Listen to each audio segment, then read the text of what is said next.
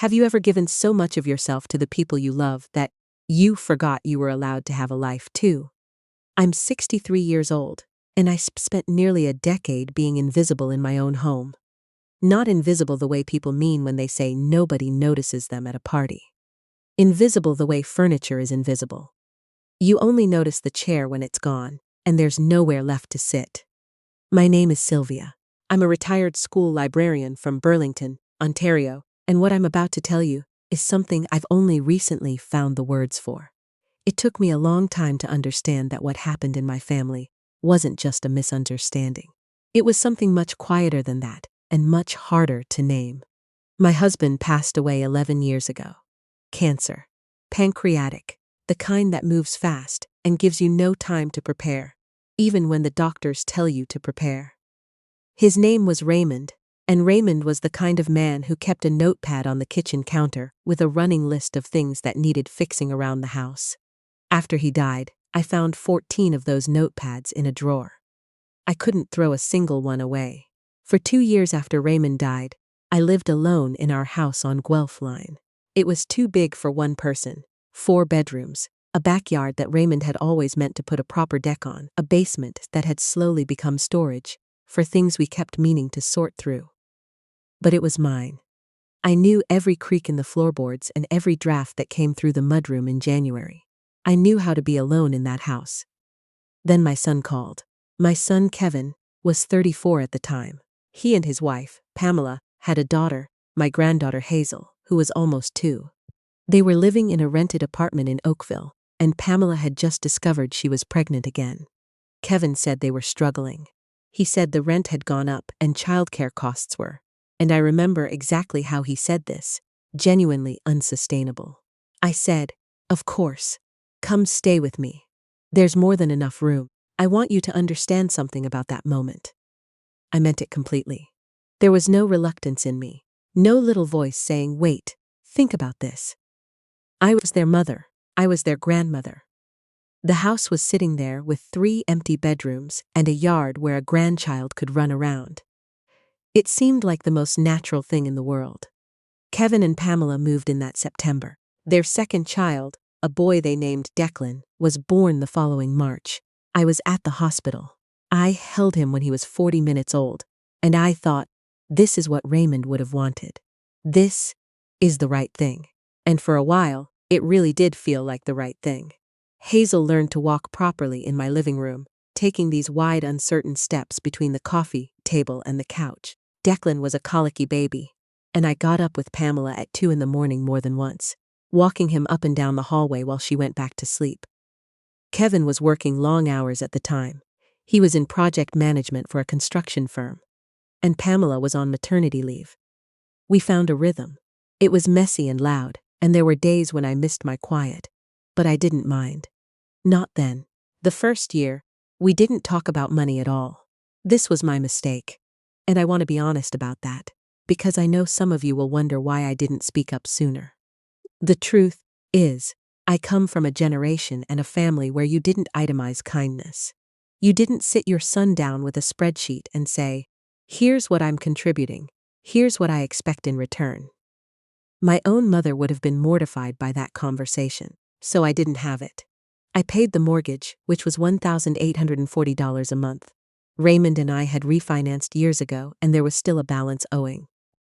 I paid the property tax, which in Burlington runs just over $5,200 a year. I paid hydro, gas, internet, home insurance. I paid for the groceries most weeks because I was home and Pamela was busy with the baby. And Kevin worked late, and it was just easier for me to do the shopping. I told myself all of this was temporary. Once Pamela went back to work, once they got on their feet, things would even out. Pamela did go back to work. She's an administrator at a medical clinic in Hamilton, and she returned part-time when Declan was about 9 months old and then full-time the following year. Kevin got a raise. They seemed, from the outside, to be doing fine. They went to Tulum that February, the 4 of them, Hazel and Declan included, a week at an all-inclusive. They came back with tans and a ceramic dish they'd bought at the airport. I did not go to Tulum. Still, no money conversation happened. I kept paying for everything. I told myself they had their own expenses, the car payments, Kevin's truck and Pamela's SUV, the kids' activities, their respite contributions. I told myself that my contribution to the household was the house itself, and that was already something enormous, and expecting more felt greedy. I am telling you this because I don't want you to think I was simply a victim of my circumstances. I participated in this arrangement. I kept quiet because speaking felt harder than continuing to pay. But here is what happened, slowly, and then all at once, over the years that followed. Pamela's sister, Renata, needed a place to stay. She'd split from her partner and was between apartments. Could she stay in the spare room for a few months? Of course, I said. Of course. Renata stayed for 8 months. She was pleasant enough. She did the dishes sometimes, and she watched the kids on weekend mornings, so Kevin and Pamela could sleep in. But she ate the food I bought. She used the hot water. She had her friends over twice, and one of them left a ring on the wood of my dining table that I still haven't been able to get out. When Renata finally moved out, I thought, okay, back to 4 of us. More manageable. 3 weeks later, Kevin's friend Stuart needed to park his camper in the driveway for the winter because he was doing renovations on his own place and couldn't get the thing insured without a fixed address. Just until April, Kevin said. Stuart ended up staying until the following October because the renovations ran long. I did not know Stuart particularly well. He was polite, but he plugged an extension cord into the outlet on the side of my house without asking. And by the end of the summer, my hydro bill had climbed by nearly $60 a month. I said nothing. I want to stop here and tell you what I was feeling at this point, because I think it matters. I was not angry, exactly. Anger is clean. What I felt was more like a slow fogginess, a sense that my life had gradually been redistributed without my permission, but also without any single moment I could point to and say, that was when it went wrong. Every individual thing was small enough to absorb. It was the accumulation I couldn't name. That was the year I started keeping a notebook of my own, not a list of grievances. Nothing like that. I just started writing down numbers, because I am a practical woman and I needed to understand what my practical reality looked like. I sat at the kitchen table one evening in November. Kevin and Pamela were watching something in the living room, the kids were in bed, and I added everything up. Mortgage, $1,840 per month. Property tax, $433 per month. Home insurance, $187 per month. Hydro, averaging $290 per month that year. Natural gas, averaging $140 per month. Groceries, I estimated $900 per month for the household, of which I paid roughly $700. That was $3,070 per month, over $46,000 a year. For 3 years running, that was close to $140,000 that had come out of my retirement savings and my pension, to house and heat, and feed a household of 6, not including Stuart, not including Renata's 8 months, not including the dozen other small things I'd absorbed along the way. I sat there looking at that number for a long time. Then I turned the page and wrote, Kevin and Pamela's contributions this month, and the only things I could list were 2 bags of groceries Pamela had brought home in October, and the time Kevin had paid for the pest control service in the spring because we'd had mice. I closed the notebook. I made myself a cup of tea. And I thought, I need to say something. I tried. I want to be very clear about this to sit with is why I didn't say something sooner. And the honest answer is, I did. Twice. The first time was a Sunday morning in February. Kevin was making pancakes and the kids were at the table and I waited until Pamela came downstairs. And then I said, as carefully as I could, that I'd been thinking about the household expenses and I wondered if we could sit down sometime soon and talk through how things were divided up. Kevin flipped a pancake. He said, yeah, for sure, Mom. Things have been tight, but they're getting better. We'll figure it out. We never sat down.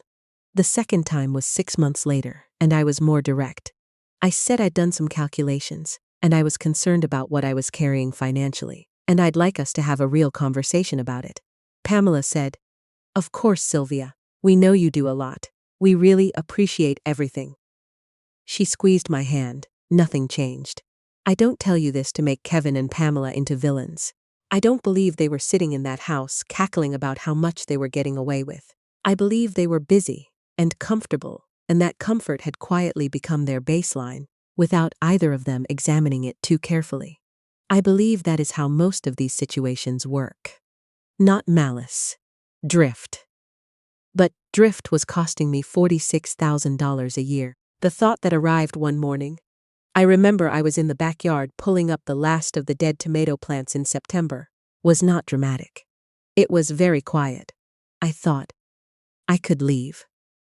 I had a friend, Carolyn, who'd been renting a unit in a newer building in downtown Burlington, near the lake. She'd been after me for years to get a place of my own again. She'd retired from nursing the previous spring, and she was always talking about how much she loved having her own space, her own quiet mornings, her own thermostat. I called her that afternoon. "I'm thinking of moving," I said. There was a pause. "Good," she said, and that was enough. I want to tell you what I did next and what I did not do. I did not sit Kevin and Pamela down for a dramatic confrontation. I did not produce the notebook with my calculations. I did not give them a deadline or an ultimatum or a speech. I had tried the conversation twice. I was 62 years old, and I was tired of trying to explain to people why my own house should not be consuming my retirement. What I did was look at the options. I spoke to a real estate agent named Harris, a man Raymond and I had dealt with years ago when we'd bought the house on Guelph Line. Harris told me the market was quieter than it had been 2 years prior, but that the house would sell. He gave me a number that made me sit down. I made some phone calls. I found a 2-bedroom condo in a building 3 blocks from the lake, available the following spring. It was $1,950 a month in rent, which felt like a lot until I compared it to what I'd been carrying. Then I told Kevin. I chose a Wednesday evening. Pamela was there. The kids were in bed. I sat down at the kitchen table, the same table where I'd done my calculations that November. And I said I had something to tell them. I said I was going to sell the house. I said I'd found a place of my own.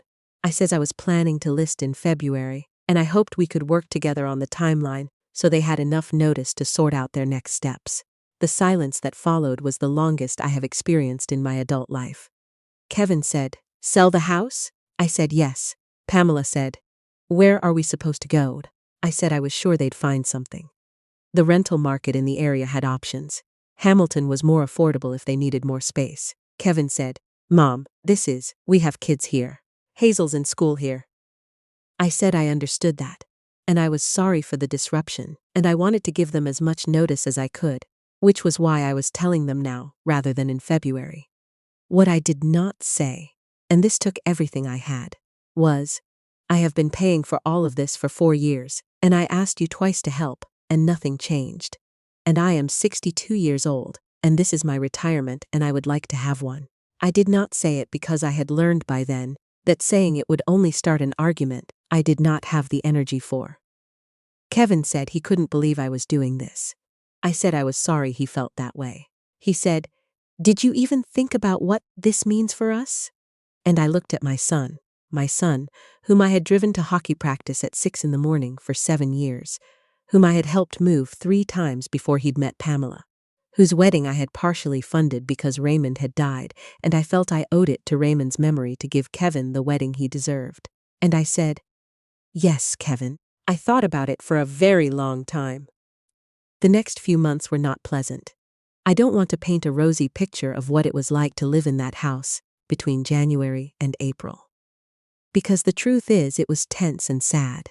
And there were days when Pamela didn't speak to me at the breakfast table, and Hazel could sense that something was wrong and would come and crawl into my lap, and I would hold her and think, I am still her grandmother.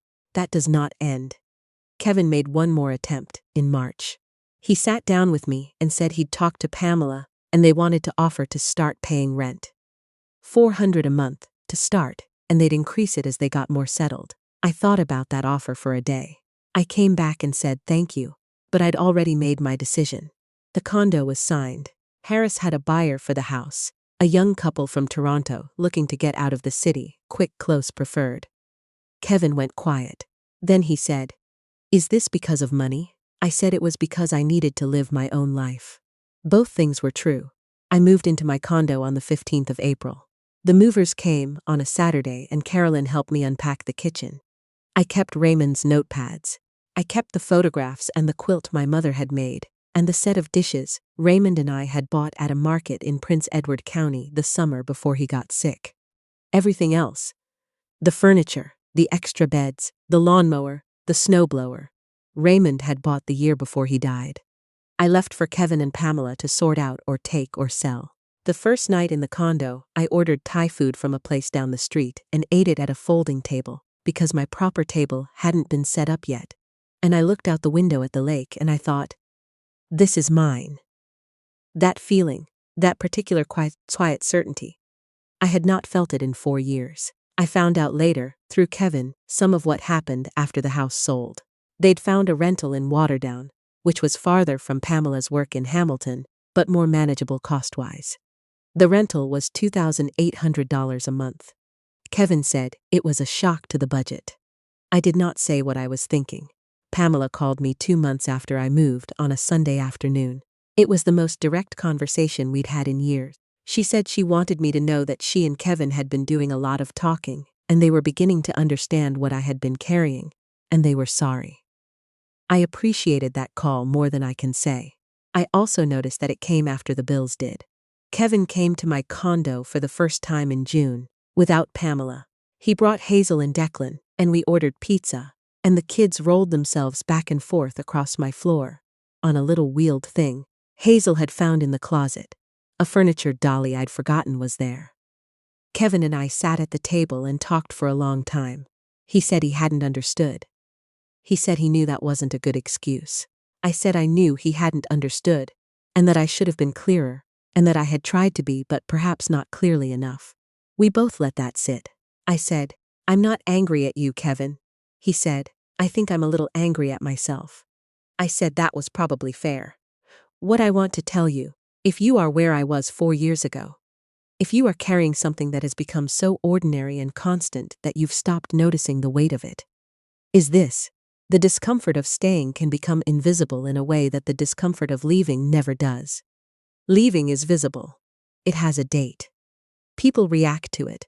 But staying and slowly spending your retirement and your energy and your private self into someone else's life, staying can go on for years without anyone, including you, recognizing it for what it is.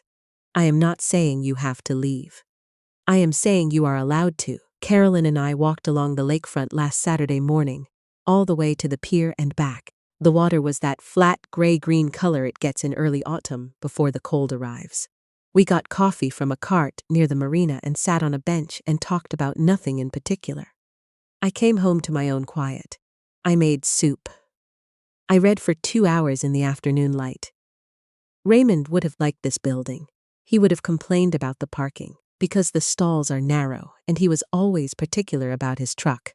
But he would have stood at this window and looked at that water, and he would have been glad I was here. I am glad I am here too.